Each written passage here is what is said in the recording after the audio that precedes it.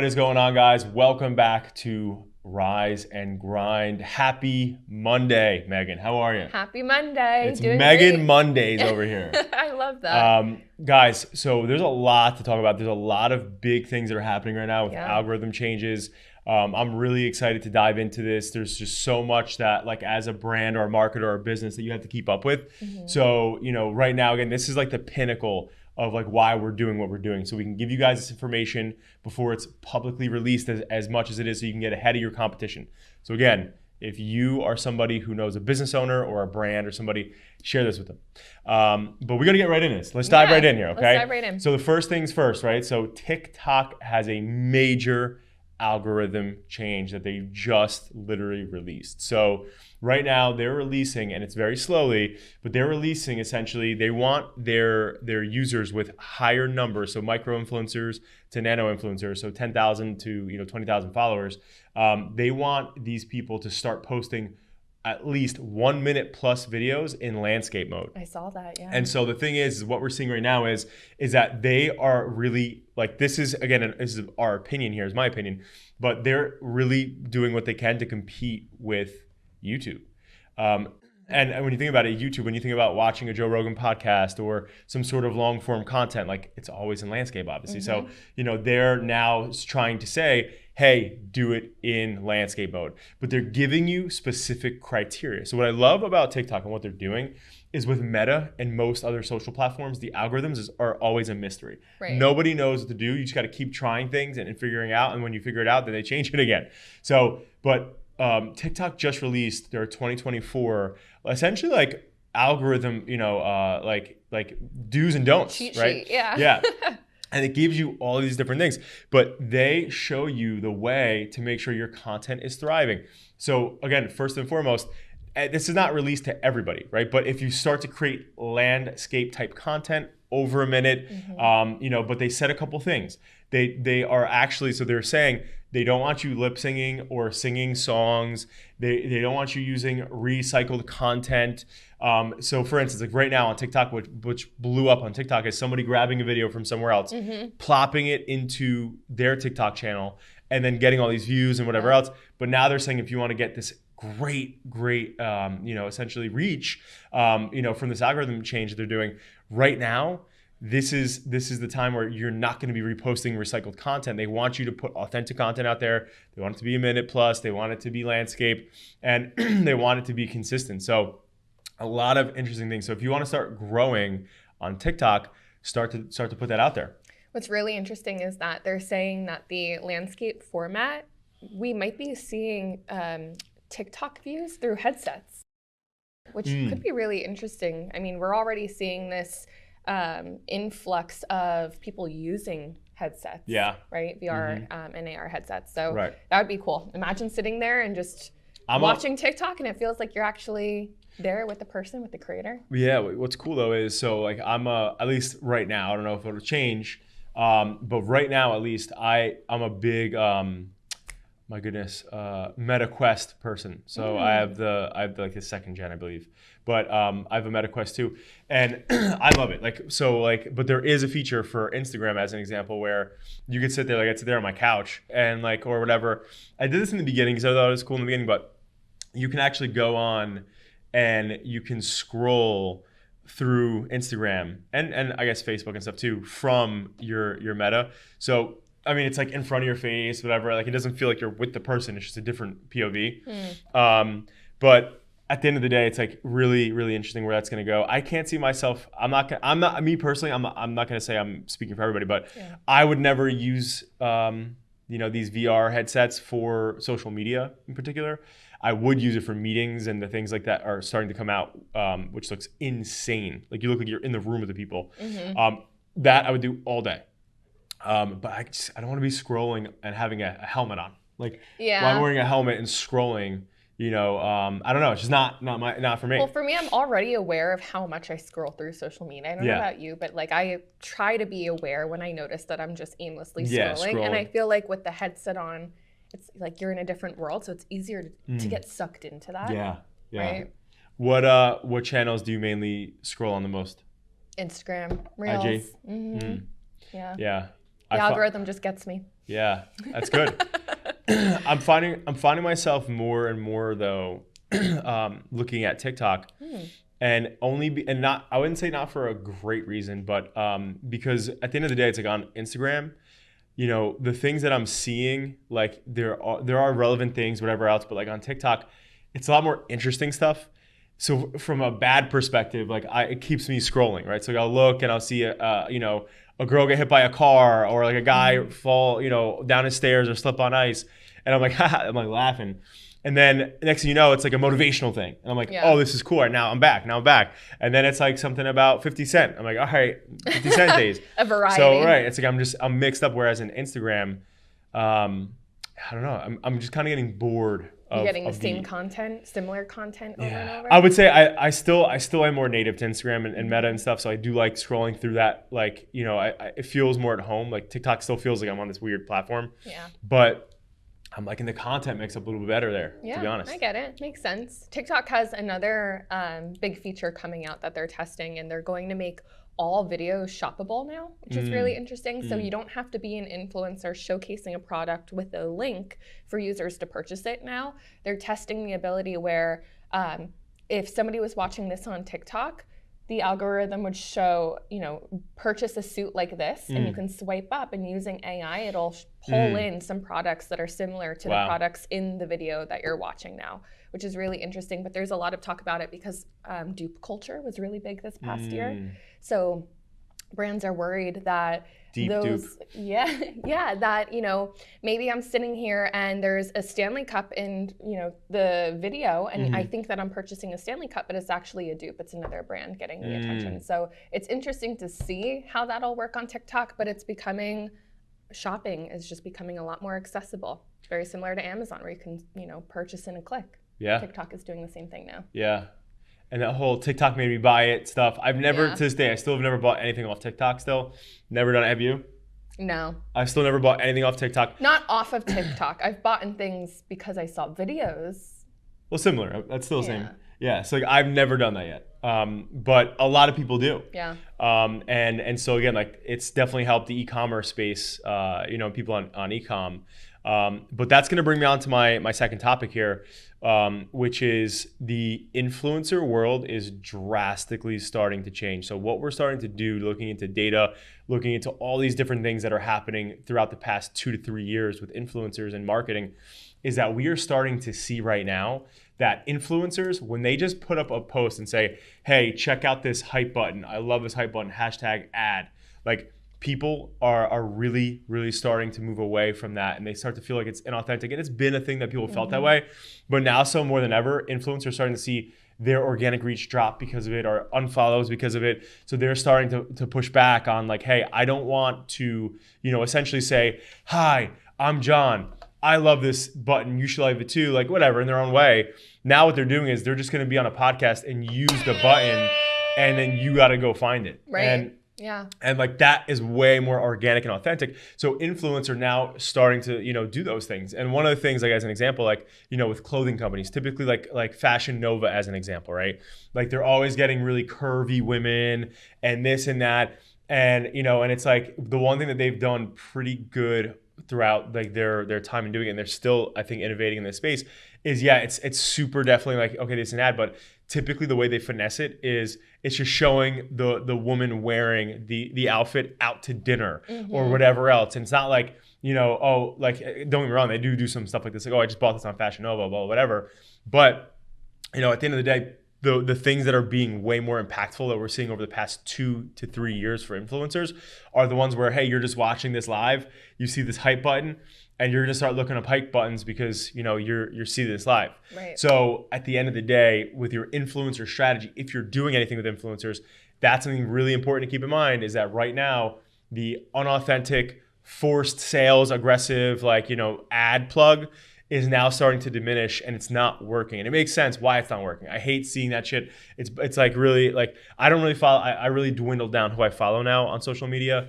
But like most of the influencers, I would say that like 2-3 years ago, before I removed a lot of people, like a lot of those people would be like in a bathroom with moisturizing cream and be like, oh, like I love this, moisturizing cream, whatever else. Like it's just so forced.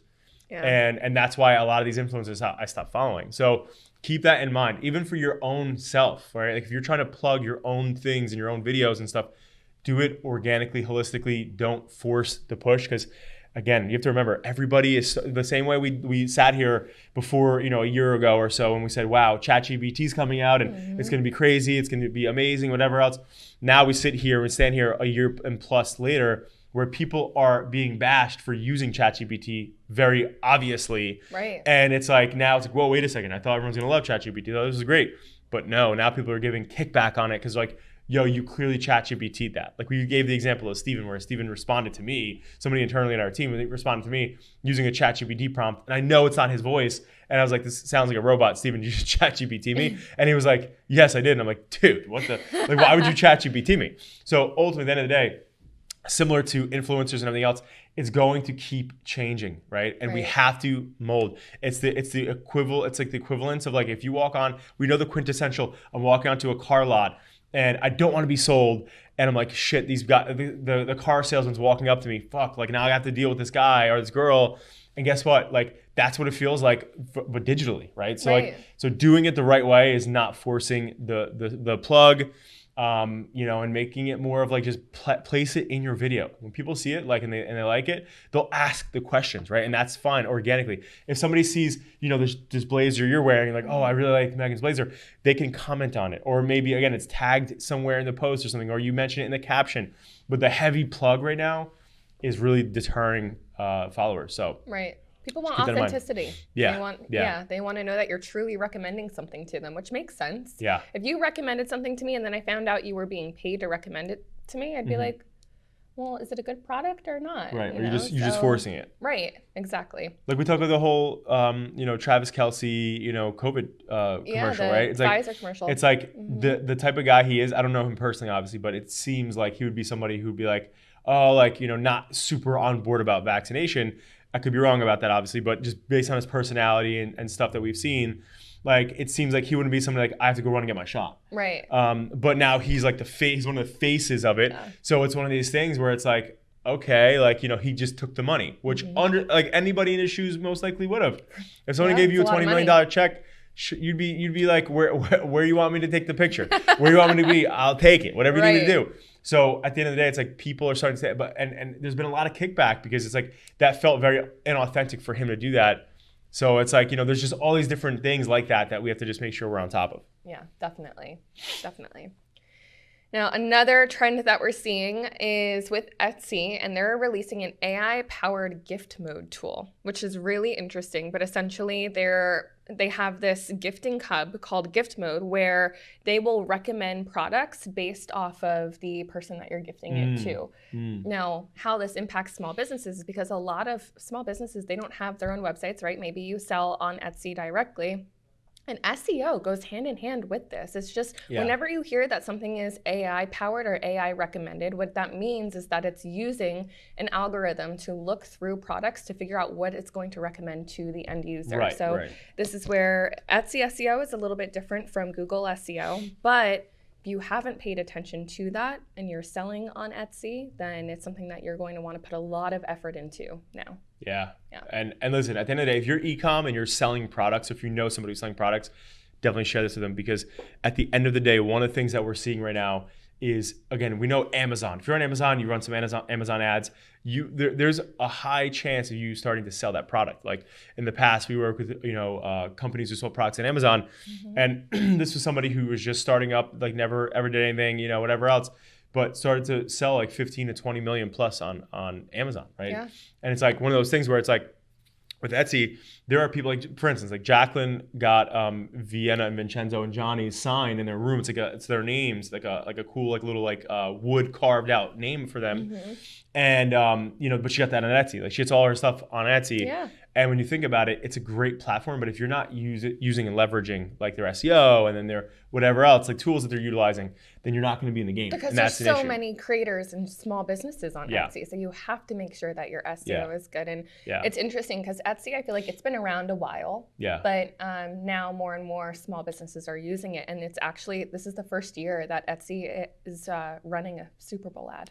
Oh, wow. Yeah. So Etsy, clearly along with it, a few other advertisers, or Super Bowl advertisers like Popeyes, Nerds. Yep.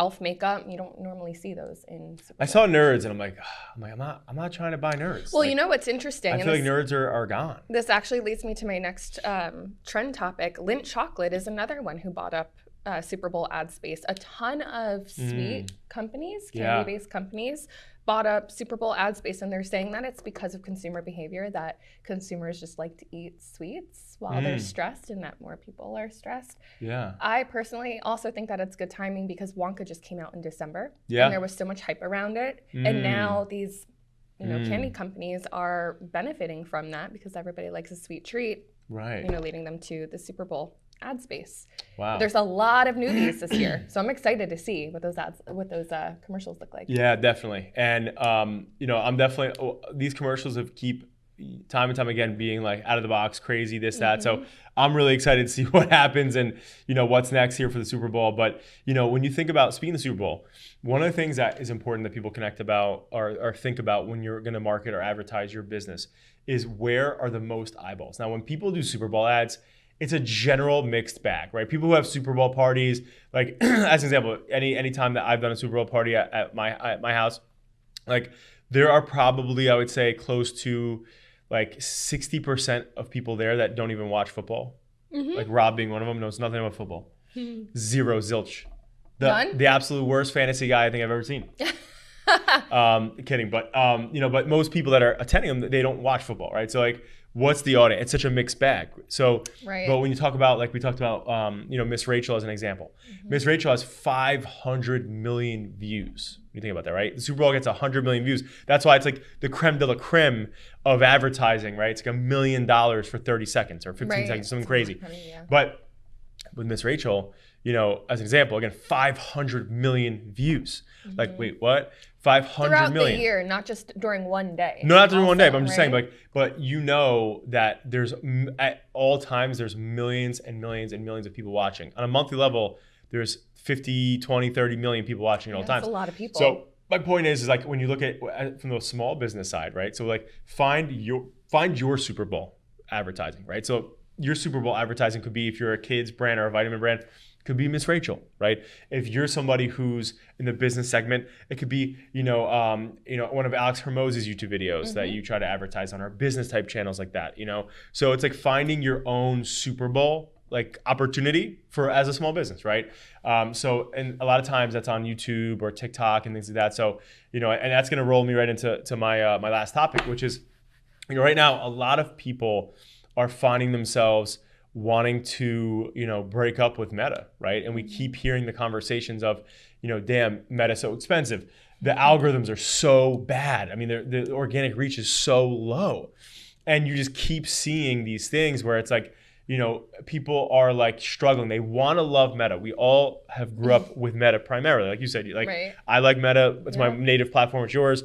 And it's like, but these other platforms are giving creators more opportunity. Yeah. And so what's going to happen to Meta? But at the same token, right? So if I'm trying to put myself in Meta's shoes, they have the most people in their platform, right? Like by far. They have billions and billions and billions of people every annually on their platforms. Whereas like, TikTok or Pinterest or LinkedIn, like, they have a decent amount, but nowhere near Meta. So it's like, I get it. Like you can't just start to turbocharge because there's so many followers. It might screw things up. I don't know. But all I do know is that while these other platforms like TikTok or YouTube Shorts still is hot, like as creators, you have to start to create and jump into these waves. And it's stuff that I would even say, like at Adapting Social, we kind of dragged our feet a little bit with TikTok because we're like, in the beginning when it first launched, it's like kids and dancers. Fad. And they'll get over it. Yeah, it's just like people like just like really music based and funny prank based, and it's like younger audiences. But more and more now, people are using TikTok, and again, they're releasing their algorithms to everybody, and saying, hey, here's what to do to get great amount of followership and to get great content and engagement. And Meta's not doing that, right? Like LinkedIn is not doing that. Like these platforms are not doing that. They want it to be a mystery because they want you to pay, right? They want you to pay. Where TikTok is giving you opportunity. And X, obviously X has been out of this conversation for a while. Sorry, Elon. But it's like, at the end of the day, it's like X, they're also fighting to keep people relevant and do other things, right? Like I heard something about like his first, I guess X. on X recently. I keep wanting to say Twitter, on X, and apparently Elon did something where he did something where he opened up the gates for the viewership, and now you got freaking Mr. Beast like, okay, well, this is a great platform for me. Now I got to start utilizing the platform. So now he's going to bring a whole new audience to X, right? So it's like at the end of the day, a lot of these platforms are being flexible. They're trying new things. They're giving away their sauce, but Meta is still being Meta. Zuckerberg still being Zuckerberg, building bunkers, doing crazy things, trying to fight Elon, but then backing out, right? Yeah. So at the end of the day, it's like, we'll figure it out. But bottom line is like right now, a lot of people are starting to focus on other platforms like X, like TikTok, and like YouTube Shorts. Yeah, and you should. Don't put all your eggs in one basket.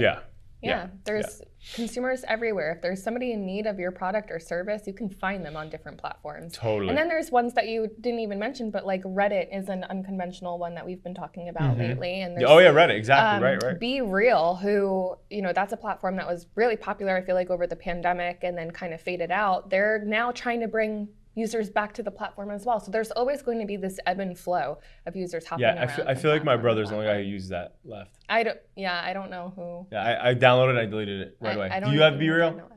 Yeah. No good, Not many people do, but they're really trying right now to bring people back to the platform. So give me back Vine. I want Vine back. Yeah. Sign, seal, deliver it to me.